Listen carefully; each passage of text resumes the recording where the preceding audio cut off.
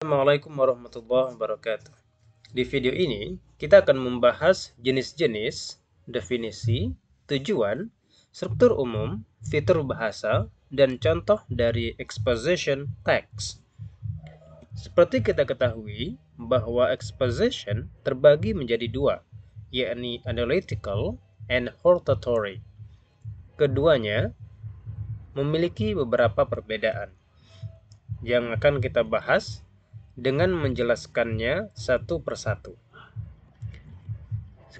Sekarang kita masuk kepada analytical exposition text.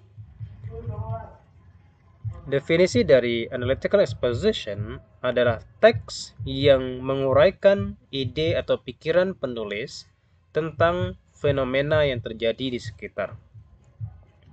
Sedangkan tujuannya adalah untuk mengajak pembaca bahwa pikiran tersebut adalah sesuatu yang penting dengan memberikan argumen atau alasan yang mendukungnya. Kemudian, struktur umum dari analytical exposition text yang pertama adalah tesis. Di sini, penulis akan mengenalkan topik dan mengindikasikan sudut pandang dari penulis. Kemudian, diikuti dengan argumen. Nah, di argumen, penulis akan menjelaskan alasan yang mendukung posisi dari penulis itu. Jadi jumlah dari argumen bisa bervariasi, tapi setiap argumen atau alasan harus didukung oleh bukti dan penjelasan. Kemudian setelah argumen diikuti dengan reiteration. Reiteration di sini berfungsi untuk menuliskan ulang atau memberikan pandangan dari penulis yang berada di tesis tersebut diulang lagi di bagian ini. Maka reiteration adalah menjelaskan atau menuliskan ulang sudut pandang dari penulis untuk menguatkan tesis di atas tadi. Kemudian kita bisa menggunakan frasa berikut untuk membuat kesimpulan dalam reiteration. Ada from the fact above, I personally believe, therefore my conclusion is, in conclusion. Nah, jadi keempatnya bisa kita gunakan untuk memulai membuat reiteration tersebut.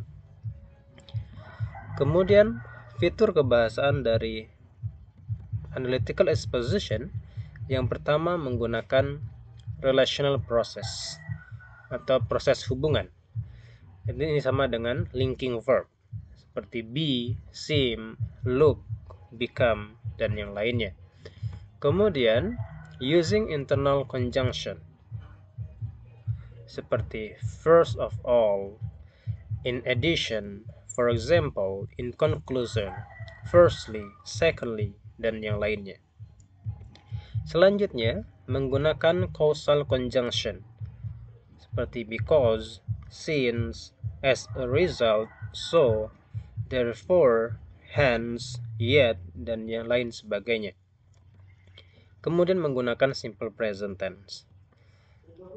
Kemudian juga menggunakan kalimat compound dan kompleks. Kalimat compound adalah kalimat yang terdiri dari dua independent clause, sedangkan complex sentence adalah kalimat yang terdiri dari minimal satu independent clause dan lebih satu atau lebih dependent clause. Selanjutnya kita lihat contoh dari analytical exposition itu. Judulnya di sini adalah Smoking Good for Us. Kita lihat dari generic structures-nya. Di sini ada 4 paragraf. Paragraf pertama adalah tesis. Di sini menjelaskan pikiran dari pembaca. Kita lihat. Before we're going to smoke, it is better to look at the fact about 50,000 people die every year in Britain as direct result of smoking. This is 7 times as many as die in road accidents. Nearly a quarter of smokers die because of diseases caused by smoking. Dan di sini jelas bahwa si penulis tidak setuju dengan merokok, atau penulis mengatakan bahwa smoking is bad for us. Kemudian diberikan argumen yang pertama, 90% of lung cancers are caused by smoking. Itu adalah argumen pertama atau alasan pertama. Kemudian juga di paragraf selanjutnya masih diberikan argumen, yakni additionally, sebagai tambahan, katanya, children of smoker are more likely to develop bronchitis and pneumonia. Jadi di sana dijelaskan bahwa anak-anak dari perokok lebih cenderung untuk mendapatkan atau untuk menderita bronkitis dan pneumonia. Kemudian paragraf keempat merupakan reiteration. Di sini penulis menuliskan ulang sudut pandangnya bahwa smoking is really good for tobacco companies because they do make much money from smoking habit. Smoking, however, is not good for everybody else. Jadi di reiteration penulis menjelaskan lagi bahwa smoking tidak baik untuk siapapun selain perusahaan rokok. Sekarang kita lihat dari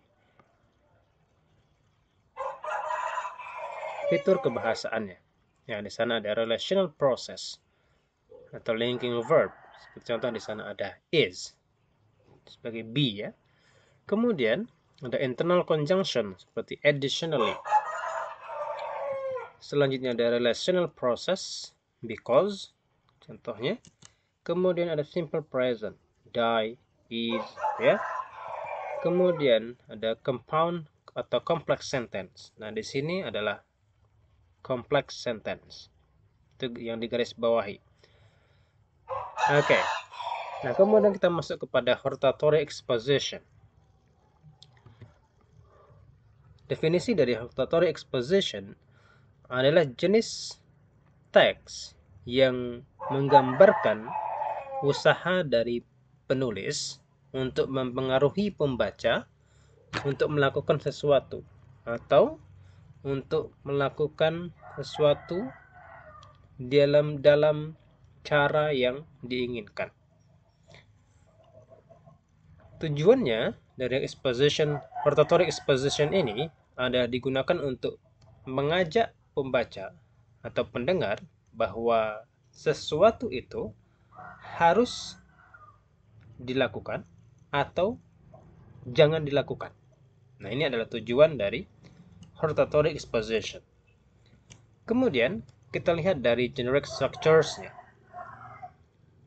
Yang pertama, hortatory memiliki tesis. Ini sama dengan analytical exposition. Di sini dituliskan writer point of view atau sudut pandang dari pembaca tentang topik yang didiskusikan. Kemudian yang kedua, juga memiliki argumen sama seperti analytical exposition. Nah, di sini ada rangkaian argumen atau alasan yang memperkuat tesis yang disebutkan sebelumnya. Kemudian yang ketiga, recommendation.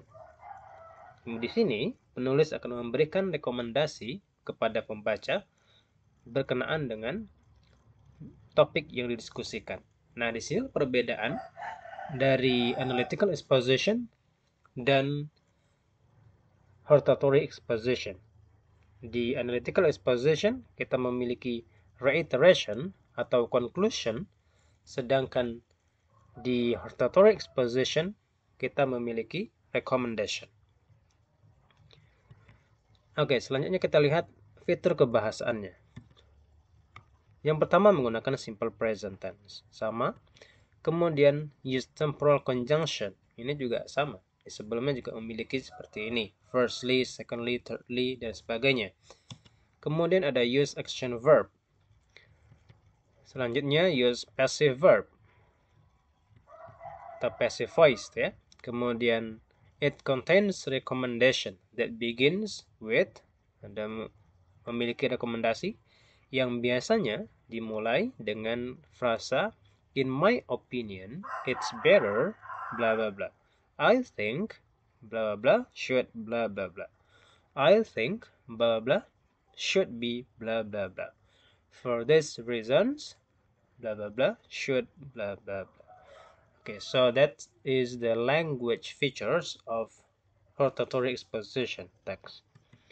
And now we see the example. We have 1, 2, 3, 4, 5, 6. Okay, so we see the thesis is in the first paragraph. Then the second, third, fourth, and fifth. Jadi paragraf kedua, 3, 4, dan 5 merupakan argumen. Kemudian di paragraf ke-6 juga masih ada argumen di sana. Contohnya, last but not least, there are many learning activities we can do with songs, such as studying grammar, practicing selective listening comprehension, translating songs, learning vocabulary, spelling, and culture. Nah, kemudian ada terakhir adalah recommendation. Di paragraf ke-6 di bagian akhir, itu adalah recommendation. Oke, kemudian kita lihat dari sisi fitur kebahasaannya. Yang pertama menggunakan simple present seperti can, mix, kemudian use, dan ada yang lainnya can be misalnya. Kemudian ada seems dan lain sebagainya.